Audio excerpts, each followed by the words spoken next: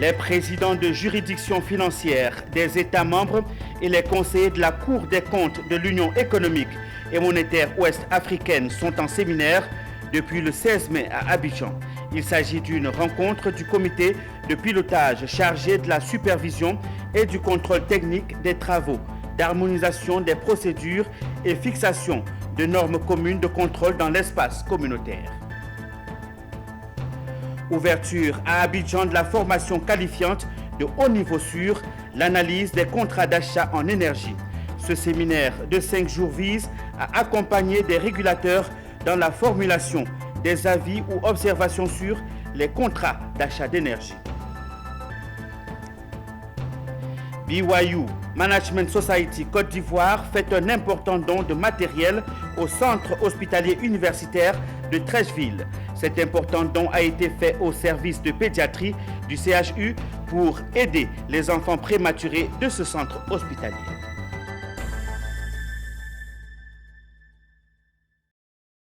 Madame, Monsieur, bienvenue. C'est un plaisir de vous retrouver sur les antennes de Business 24 où ensemble nous allons développer toute l'actualité. Des réflexions sur la mise en place d'une harmonisation des procédures et fixation des normes communes de contrôle dans l'espace UEMOA sont en cours. Les travaux se déroulent du 16 au 20 mai à la Cour des comptes à Abidjan où présidents de juridictions financières venus des pays de l'UEMOA sont présents depuis ce lundi 16 mai où les activités ont démarré. Voyons tout cela avec Walter Kofi et Maris Seri.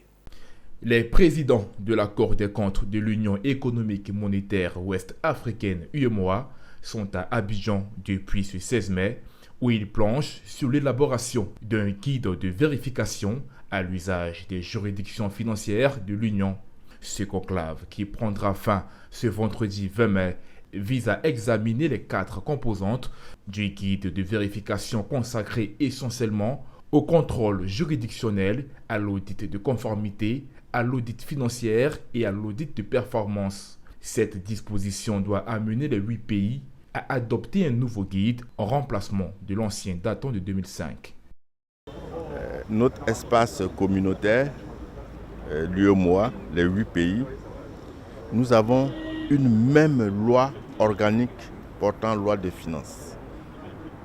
En termes plus faciles, ça veut dire que nous gérons nos finances publiques selon les mêmes règles. Et si nous gérons nos finances publiques selon les mêmes règles, nous devons contrôler donc l'exécution de la loi des finances de la même façon. Et nous ne travaillons pas à l'aveuglette, nous avons des guides.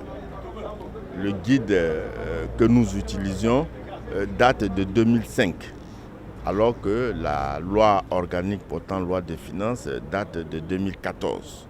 Le code que nous avions date un peu. Il a fallu donc le remettre à jour. Et les 8 pays de l'UEMOA, nous avons travaillé d'arrache-pied. Bon, les travaux ont quelque peu été retardés par la pandémie de la Covid qui nous empêchait de nous réunir. Mais aujourd'hui, je pense que nous avons quelque chose qui tient la route. Donc, à partir de là, chaque année, les cours des comptes se réunissent pour faire le point des contrôles qu'ils opèrent et comparer les résultats de leurs travaux. On ne peut comparer que les choses qui ont été faites selon les mêmes normes. Une fois adopté par les présidents de la Cour des comptes, le guide sera soumis à la commission de l'UEMOA, ensuite à la réunion du Conseil des ministres de l'Union, avant de devenir un règlement qui s'imposera dans les 8 pays. Un autre séminaire ouvert ce 16 mai à Abidjan, c'est celui sur l'énergie. Il s'agit de la 2e édition de la formation qualifiante relative aux analyses des contrats d'achat de l'énergie. Du 16 au 20 mai prochain, les participants passeront en revue des modules sur l'accompagnement des régulateurs dans la formulation des avis ou observations sur les contrats d'achat d'énergie et en cas échéant, leur participation à la négociation de ces contrats. On en sait un peu plus avec Philippe Zabo et Tima Traoré. Ils sont 34 des organes de régulation sectorielle venus de l'Afrique subsaharienne francophone pour suivre ce séminaire sur les énergies du Cameroun, du Bénin, du Burkina Faso, de Maurice, du Sénégal et de la Côte d'Ivoire, ils ont besoin d'approfondir leurs connaissances dans le domaine de la rédaction et de la négociation des contrats d'énergie. Le recours aux contrats d'achat d'énergie dans le contexte subsaharien est indispensable pour répondre aux besoins sans cesse croissants. Cependant, ce recours ne peut se faire efficacement dans l'impréparation.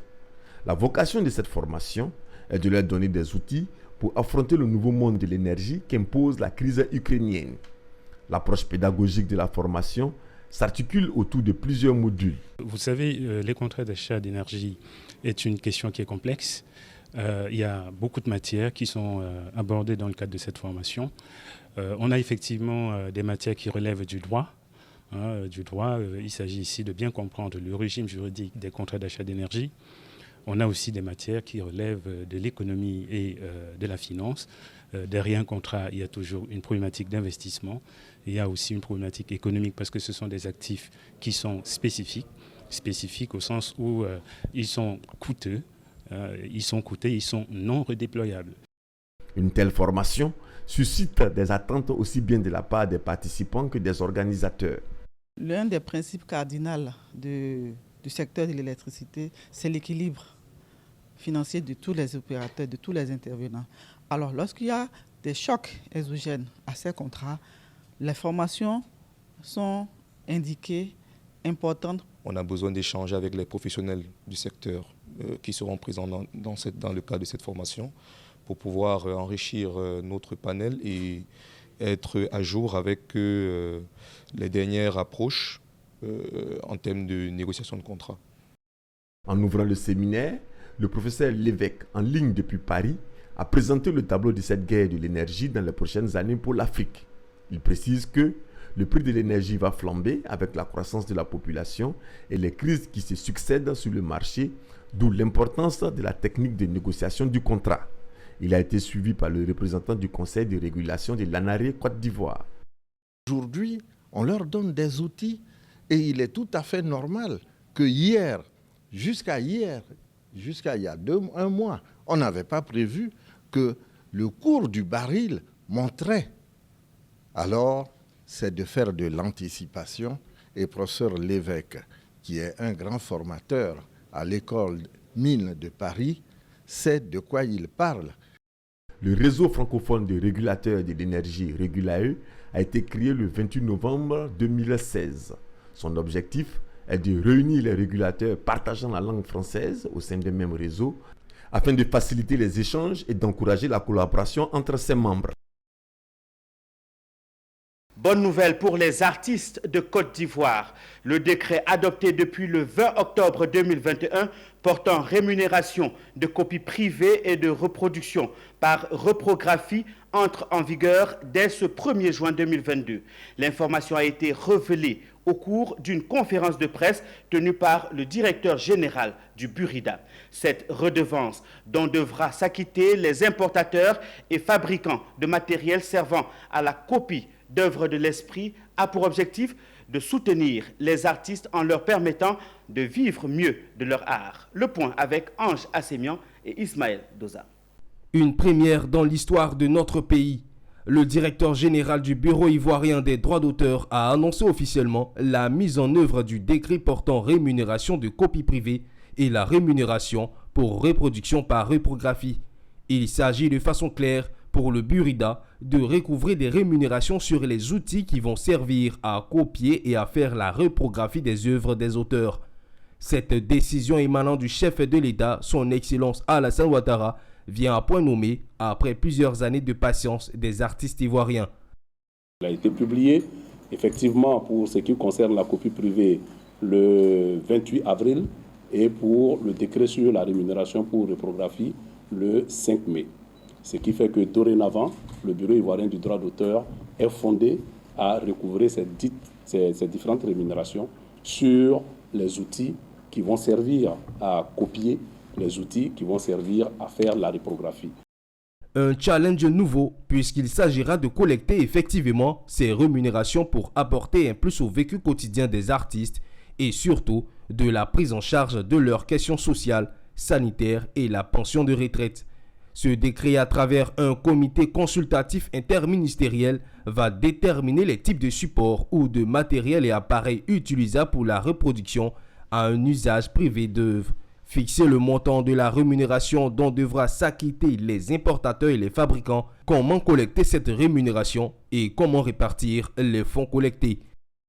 Nous avons un bulletin nouveau qui sensibilise les artistes, qui forme les artistes. C'est ce que nous voulions. Nous avons un directeur général qui nous respecte. C'est ce que nous voulons. Nous avons l'État de Côte d'Ivoire qui s'est penché sur notre situation, sur notre cas, sur notre problème. C'est ce que nous voulions. Dès le 1er juin 2022, le Burida et ses partenaires entreront dans la mise en œuvre de la perception de redevances liées aux rémunérations par copie privée qui est de 3% et la reproduction par reprographie qui est de 4%. Pour en bénéficier en tant qu'artiste, il faut au préalable être sociétaire au Bureau ivoirien des droits d'auteur.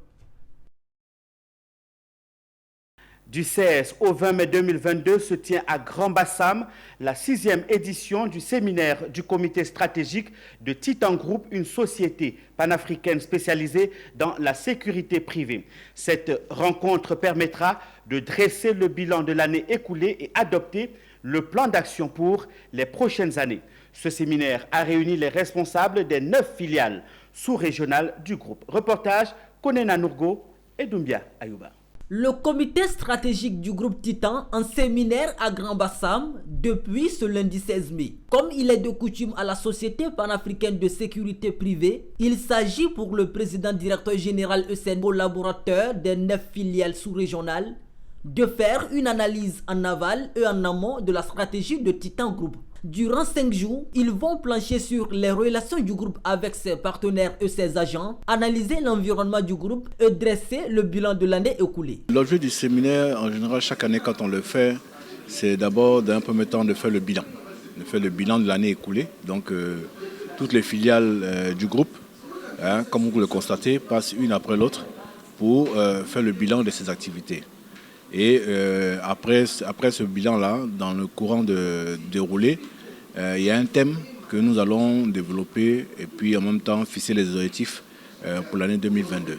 Créé en 2010 par un Ivoirien, le groupe Titan Sécurité est aujourd'hui présent dans 9 pays de la CEDEAO et 6 pays de l'UEMOA. Malgré un environnement social précaire, le groupe Titan poursuit son expansion. Je dirais que c'est assez intéressant de voir parce qu'avec tout ce vent qui couvre l'Afrique de l'Ouest et surtout les pays francophones, qu'on réussisse à avancer. En fait, c'est ce côté qu'on veut relever au niveau du business en Afrique. Principalement les partenaires principaux parce que il faut dire que nous travaillons avec pas mal de groupes et ces groupes-là nous font confiance depuis pas mal d'années et apprécient en réalité nos process. D'ici 2030, Titan Group ambitionne s'implanter dans les 16 pays de la CEDEAO et au-delà dans les pays de la CEMAC. Ce séminaire permettra ainsi d'adopter un nouveau plan d'action. Un plan qui mettra à contribution les différentes filiales dont Force Sécurité et Speedco. Force Côte d'Ivoire est la petite fille de Titan Group. On fait de la sécurité également, mais à notre niveau, comme on dit, puisqu'on est entouré de grandes filiales. Speedco Express est une société de distribution de courrier. Donc nous sommes implantés à Abidjan depuis 2008. On appartient au groupe Titan. Nous avons plusieurs types de distribution. Ouverte ce lundi, cette 6e édition du séminaire du comité stratégique de Titan Group prendra fin le vendredi 20 mai 2022. La société civile ivoirienne continue de prendre une part très active à la COP15 qui se tient en ce moment à Abidjan. Elle s'est lancée dans un vaste projet en agroforesterie et en agroécologie en Côte d'Ivoire. Un projet de création d'un outil pour l'amélioration de la gestion des terres durables au Sahel pour une résilience des communautés face au choc climatique. Ce programme est piloté par l'ONG Benkadi. Les détails avec Diane Cablancan et Richard Akeke. La déforestation est une réalité dans plusieurs pays ouest africains, notamment la Côte d'Ivoire. Pour freiner cette pratique qui provoque davantage le déséquilibre climatique, un consortium de sociétés du Bénin, du Burkina Faso, du Mali et de la Côte d'Ivoire proposent leurs solutions. Elles ont profité de la 15e conférence des parties de la Convention des Nations Unies sur la désertification et la sécheresse COP15. Elles se sont réunies le lundi 16 mai 2022 pour partager leur expérience. L'initiative ivoirienne est portée par l'ONG Bekadi. L'initiative de Bekadi consiste à faire un plaidoyer et créer des outils d'amélioration de la gestion durable des terres du Sahel pour une amélioration de la résilience des communautés face au choc climatique. Le programme Benkadi qui présente un peu sa démarche, ses résultats, ses objectifs, et également donc le programme Communauté Reverdisse le Sahel qui présente la méthode de la RNA comme une technique donc de restauration des terres dégradées. Le programme Benkadi vise à favoriser des initiatives communautaires de régénération pour qu'elles contribuent à atteindre les objectifs de la Convention des Nations Unies sur la lutte contre la désertification, mais aussi à comment améliorer la résilience de communautés sahéliennes grâce à la régénération naturelle assistée. Une rencontre internationale, tous les acteurs, les parties prenantes en matière d'environnement sont réunis sur les questions de désertification. Et il était important que les acteurs de la société civile aussi, nous puissions apporter notre grain de sel à cette conférence. Donc on a demandé l'organisation de ce side event pour présenter un peu le projet Benkadi, ce que nous faisons avec nos communautés. Donc le projet Benkadi, comme on l'a dit au cours de la conférence, c'est un projet qui adresse les questions de changement climatique dans 4 pays, le Mali, le Burkina Faso, le Bénin et la Côte d'Ivoire. Et spécialement en Côte d'Ivoire, nous travaillons sur l'érosion, sur la lutte contre l'érosion et puis sur la protection de nos forêts, notamment les parcs et réserves. Dans le programme Benkadi, l'une des spécificités est la résilience des personnes vulnérables aux effets néfastes du changement climatique. Les personnes handicapées font partie de ces cibles, notamment les albinos, raison pour laquelle l'ONG a fait le choix d'inclure ces personnes à son programme. Le Rotary Club Abidjan Golf a procédé récemment à l'installation d'un nouveau Interact Club. Les initiateurs, tous pensionnaires de l'Institut national pour la promotion des aveugles, ont décidé de se mettre au service des autres malgré leur handicap. Ils ont ainsi reçu leurs chartes et attributions lors de la cérémonie d'installation. Voyons de quoi il est question avec Konena Nourgo et Doumbia Ayouba. C'est une cérémonie particulière pour le Rotary Club Abidjan Golf. Le club service installe ce jour l'Interact Club de l'Institut national pour la promotion des aveugles, INIPA. Particularité, les initiateurs sont tous des malvoyants. Ces personnes handicapées, longtemps bénéficiaires des actions caritatives du Rotary Club Abidjan Golf, ont décidé d'en faire autant. D'où la création de ce club. Président de ce nouvel Interact Club, Touré Ninsemon projette déjà de faire des dons dans un orphelinat. Je suis très heureux encore une fois. Et ça fait du bien pour nous, les non-voyants, qui sont considérés comme les personnes qui reçoivent tout le temps. Quand même que maintenant, ça va changer un peu la donne. Je ne peux dire que merci. Merci à tous pour leur soutien. De que ce soit de près ou de loin, tous m'ont soutenu. Et un merci tout particulier à mes camarades qui sont incontestablement les piliers de la création de ce club. Nous avons envie de faire des dons dans des orphelinats. Créé depuis mars 2021, l'Interact Club de l'INIPA vient d'avoir l'approbation du club parrain à travers la remise de chartes et d'attributs. Une fierté pour le président du Rotary Club Abidjan Golf, d'autant plus que c'est une première dans l'histoire du club service en Côte d'Ivoire. C'est un nouveau club Interact, c'est-à-dire que c'est les petits du Rotary Club. Mais cette fois, c'est les petits de 12 à 18 ans. Et aujourd'hui, on a installé l'Interact Club de l'Institut national ivoirien pour la promotion des aveugles. Et c'est un événement important parce que c'est la première fois dans l'histoire du Rotary en Côte d'Ivoire qu'un club Interact est essentiellement constitué de malvoyants. Donc c'est un événement. Donc je suis très heureux d'être le premier président à l'initiative de la création de ce club. Et depuis 2007, on est en contact avec l'INIPA au travers de nos actions bourses, au travers de la création et de l'aide à la formation pour l'élevage de lapins, et on va les accompagner encore. Dans les prochains jours, le président du Rotary Club Abidjan Golf effectuera une visite de travail à l'Institut afin de prendre part à la première réunion de l'Interact Club. Ouvrons la page santé de ce journal. Le service pédiatrie du centre hospitalier universitaire de Treichville a reçu la visite de l'ONG BYU Management Society, une ONG engagée dans la cause communautaire. Cette visite a été principalement marquée par une remise de couveuse au service qui fait un travail remarquable pour la survie des petits pois de naissance appelés prématurés. Ce don au service pédiatrie du CHU de Treichville vient ainsi contribuer au bien-être des nouveau-nés dont la naissance intervient à moins de 35 semaines. Ange Assemian et Tima Traoré nous en disent davantage dans ce reportage. Faites un don, s'il vous plaît, pour moi et pour tous ceux qui sont avec moi et qui viendront après moi. Moi, j'ai la foi. Je survivrai, moi, prématuré. C'est un cri de cœur entendu.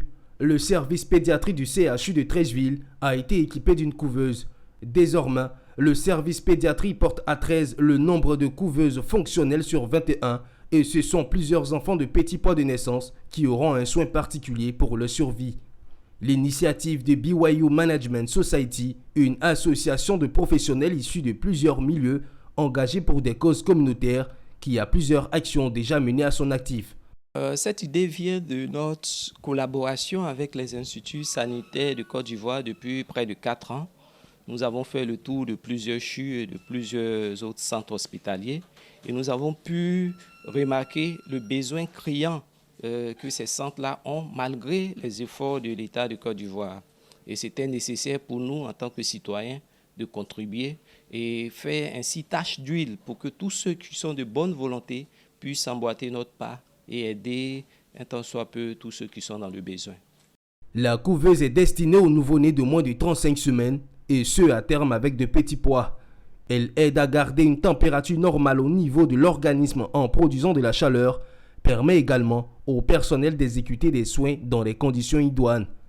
BYU Management Society apporte ainsi une espérance de vie, un acte citoyen apprécié par le chef de service pédiatrie. BYU vient de mettre le pied dans un plat, là où la Côte d'Ivoire a le plus mal.